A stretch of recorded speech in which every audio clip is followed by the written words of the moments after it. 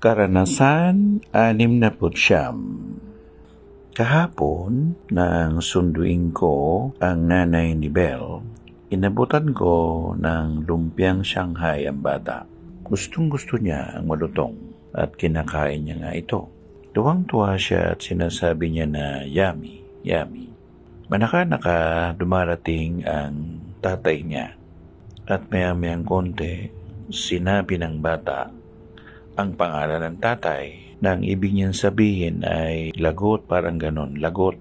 Pero hindi naman siya pinansin ng tatay niya habang kumakain ng lumpiang Shanghai kasi yun ang araw na yun ang birthday ng tatay niya. Hindi naman niya binati.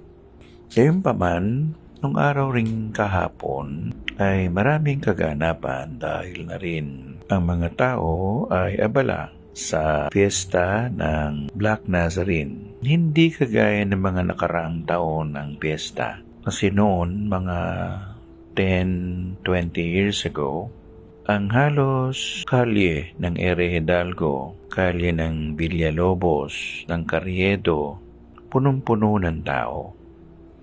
Ngayon, malaking kabawasan. Kasi noon, pati ang Quezon Avenue hindi nadadaanan sa dami ng tao. Hindi ko lang alam kung paano ipapaliwanag, pero bakit kumukonti ang mga tao? Kasi ako po ay laking San Sebastian ako. Kaya pag piyesa ng Quiapo, alam ko po yan. Kasi hindi man ako namamanata, nadadaan ako dun. At minsan, hindi naman nila dinideklarang no classes yung panahon ng piyesa ng Quiapo. May mga tao ay parang may katahimikan ng kanilang puso dahil na rin sumisimbolo ang larawan ng Panginoong Yesus ng pagiging tahimik.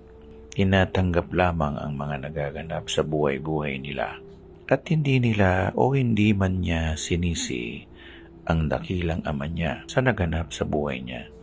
Sinabi lang niya na, Ama, sa iyong mga kamay, itinatagubilin ko ang aking kaluluwa. Malaking pagtitiwala o sampalataya ang ibinibigay ng ating dakilang mananakop para sa kanyang tatay.